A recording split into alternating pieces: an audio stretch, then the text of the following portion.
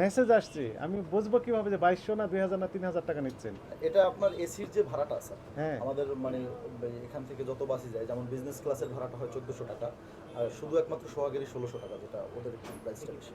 আর 2200 টাকাটা কি? 2200 টাকা হলো আমাদের কক্সবাজার পর্যন্ত, হ্যাঁ, ডাবল ডেকার ডাবল ডেকার যেটা স্লিপার বাস। স্লিপার বাস।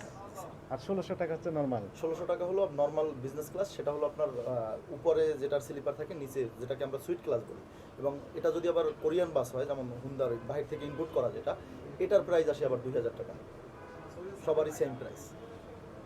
এখন এই মূল্য তালিকা দিলে আপনাদের সমস্যাটা কোথায় সেটা না, একটু আমাদের বোঝেন। কোনো সমস্যা নাই স্যার। তো দিচ্ছেন না কেন তাহলে? এটা বলতে পারেন যে আমাদের মানে গাফলতি বলতে পারেন, যে টানাই দিলে একটা মানুষ এসে দেখে, কিন্তু বেসিক্যালি আমরা যেটা দেখি প্রত্যেকটা কাস্টমারই আইসা, ওরাও ভাড়া জানে যারা ঢাকা কক্সবাজার যায়, এবং অনলাইন চেক করেই আসে ম্যাক্সিমাম কাস্টমার।